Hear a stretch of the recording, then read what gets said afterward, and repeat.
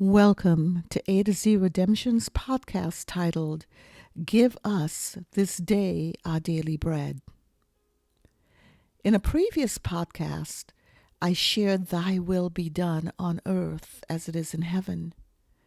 Today, I want to focus on Yeshua's next statement, Give us this day our daily bread. For many of us, this phrase conjures up an image of a miserly, rich old man who doles out one crumb at a time, exactly what we absolutely need, no more and no less, and only when we need it, even up to the 12th hour. In fact, our Father who is in heaven is the exact opposite. We know this as we see His abundance all around us.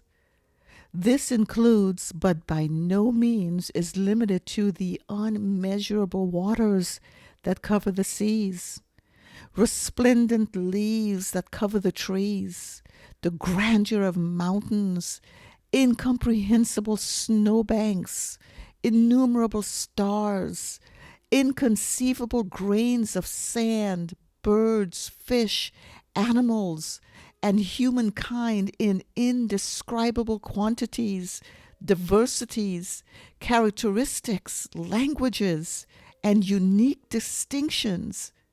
We cannot help but see our uncreated Creator God as a God of infinite abundance. It's hidden in plain sight. Yet we tend to forget, according to Psalm 24, that the earth is the Lord's and the fullness thereof, the world and they that dwell therein. He truly is God of all. When Yeshua taught us to pray and ask for our daily bread, He taught this in the context of our Father's limitless perspective and not man's limited small-mindedness.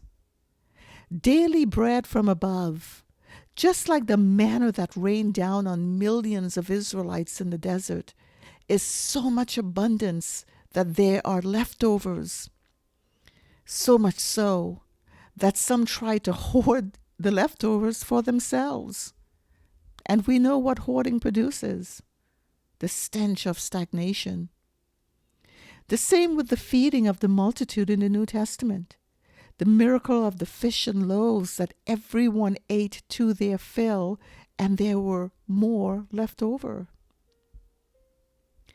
Daily bread is God giving us everything, and I mean everything we would ever need, which from His perspective is more than we can think of or imagine. Make no mistake, our Abba, our Father, our Daddy God, is not a minimalist. In Him is everything we need for spirit, soul, and body. Or as the Apostle Peter wrote in 2 Peter 1:3, His divine power has given us everything we need for life and godliness, through the knowledge of Him who called us by His own glory and excellence. As we ask for our daily bread, expect that the generous heart of God moves with excitement and delight to give us according to His perspective and according to His measure of daily bread.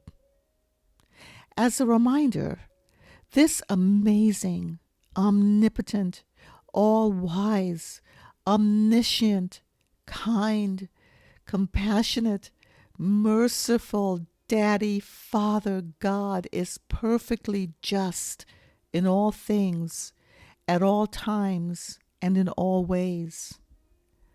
As such, He cannot be manipulated, blackmailed, cajoled, or tricked into giving.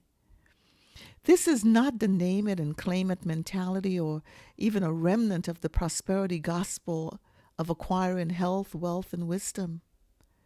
Rather, it's about God's generous heart to give abundantly and not man's greed. Abundance is God's idea, not man's. This is evident in one of Jesus' parables about the man who built bigger barns to store more stuff. We see his end. Remember, God knows the thoughts and intents of the heart. He sees the end from the beginning, and his decisions are always right and always just.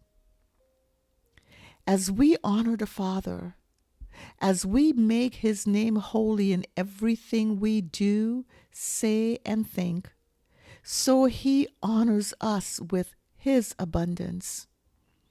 In fact, he lavishly gives us all things so that we can give abundantly in all things. This includes the tangible as well as the intangible, the most important of which is love. And even when his streams of abundance seem to dry up, as it did with the prophet Elijah, know that it's because he is allowing it for good, according to Romans 8:28.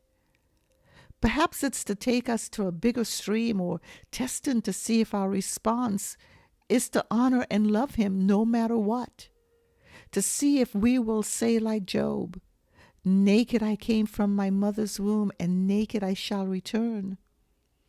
The Lord gave, and the Lord has taken away. Blessed be the name of the Lord."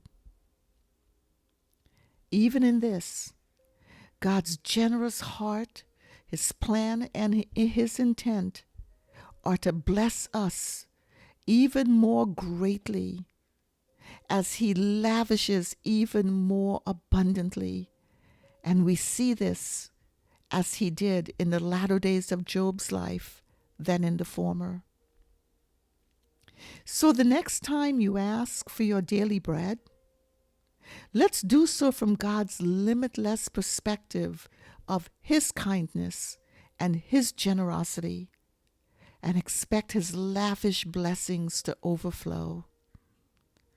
Thank you for listening, and blessings on your day.